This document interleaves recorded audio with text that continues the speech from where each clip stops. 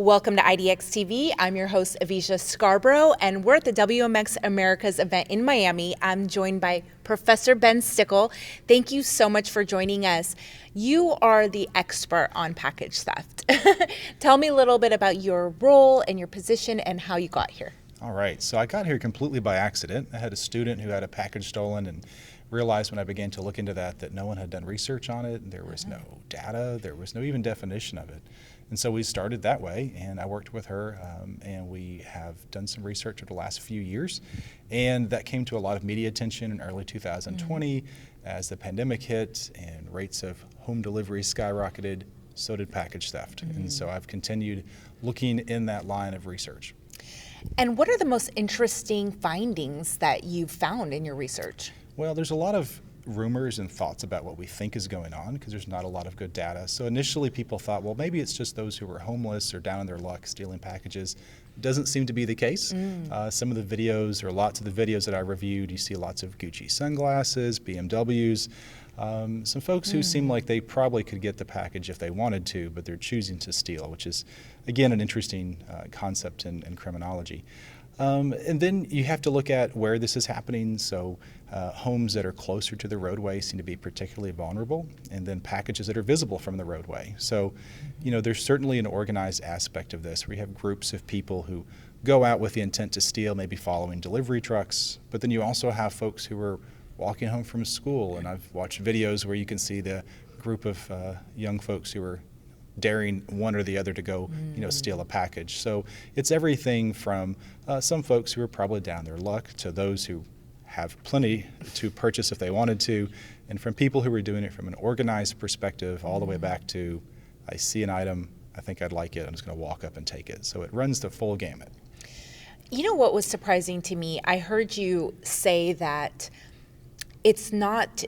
people are not deterred by a camera.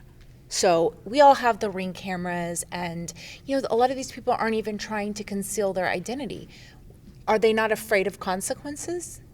Well, I think they're realist, and the reality is they're probably not going to get caught. So I found the same thing, that people would see a camera, oftentimes they'd pause and look at it, and they'd take the package and then walk away. And a few times they tried to hide their face, but it was very rare. And I think if you consider the connections that have to occur, so there has to be a quality video that has to be recorded so we can share it with someone else, and some doorbell cameras require a fee for that, so not everyone has that capability. Then you have to call the police, they have to respond, then you have to be able to get them the video, then they have to have some way to try and share that video to potentially find who did it. And that's a lot of work for a $75 package. So it just doesn't happen very often, and I think thieves know that. But potentially a thief's face could be all over social media.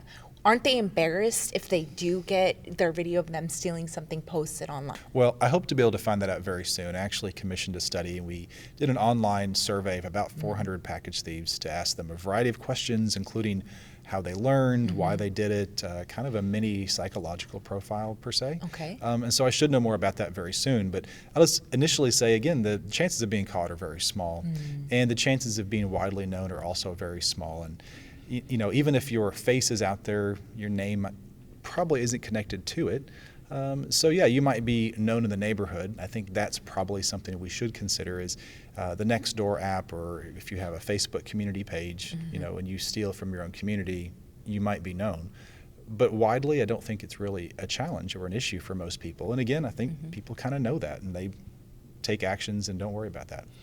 One of the funniest videos I've ever seen on YouTube, I don't know if you've seen these, it's these inventors put like an explosive in a package with a camera, and then it either like explodes with glue and glitter and feathers, and then they can see the reaction of the thief. Have you seen these? I've absolutely seen these, yeah. What's your opinion on doing it that way? It's apparently highly entertaining. Again, I don't think it's very likely to deter many people.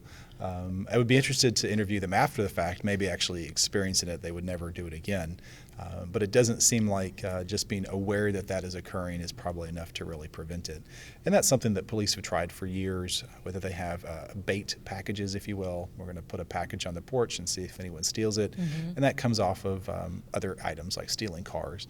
And it has some effect, but probably not the effect we would hope it would have. Okay. Well, you're here at a shipping conference. So what's the advice that you give to the delegates that are here and maybe to people at home?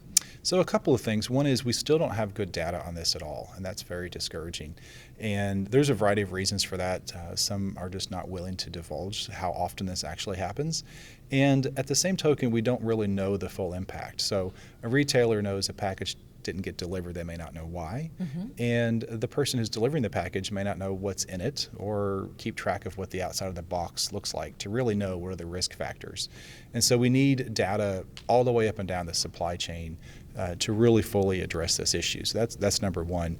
And then number two, I really think that whoever takes this on as a challenge to solve, and I do think it is solvable, will really be a leader in the industry. And so whenever someone says, I can gather the data, I can admit that we're having this problem, we can study it, and we can maybe test some theories for how to prevent it in different places and implement technology and physical issues as well to try and prevent this. I think when someone chooses to try and prevent it, they're going to be the go-to. And so that's what I keep telling people, that whoever wants to take the challenge, Should be you. Well, I have certain abilities, and I'd be happy to be a part of that challenge. Okay. But I need the help of people who are in the field, because I'm just the outsider who's looking into this industry saying there's a problem. And so I'm looking for someone who wants to take that mantle and really challenge the system.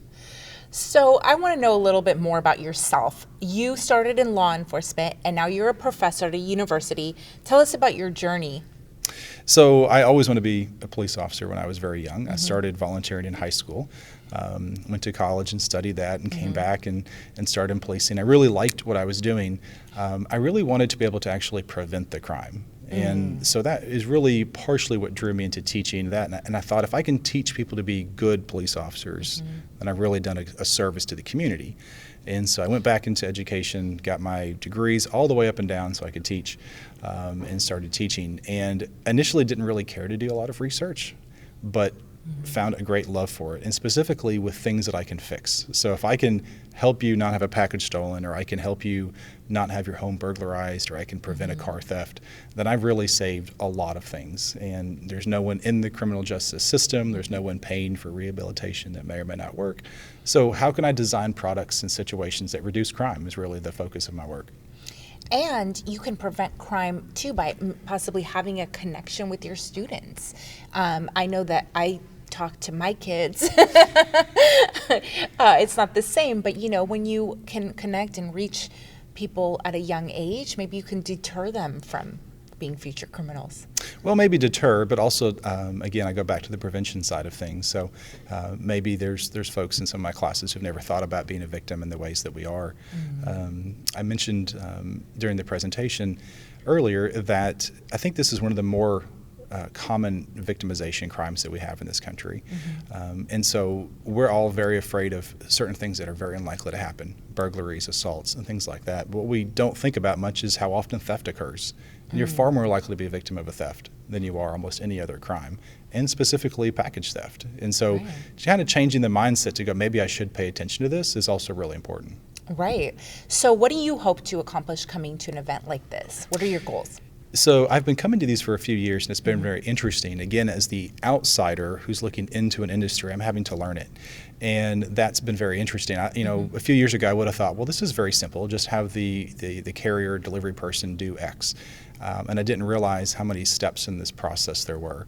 And so backing up and going, okay, well, who makes the labels, and where does the package come from, and what happens when it's handed off to a third-party logistics provider, and all these types of things, and realizing this is way more complicated than what I anticipated. But I really like challenging issues, and so being able to learn how this whole process works, and then to talk with those who are really leaders in the industry to say, this is the challenges that I see and the points where I see that things could be fixed. Let's work on that together. Very well said. And for the final question, it's your opportunity to tell your message. If you could say something to everyone here at this event, what would it be? Yeah, well, watch your packages, first of all. But second of all, let's look for some easy solutions to this.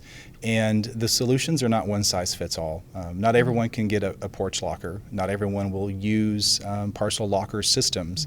Not everyone will drive somewhere to pick a package up. And so this has to be a solution that's community driven and community based. And so understanding the risk profile and then taking actions to address it is absolutely the place to start.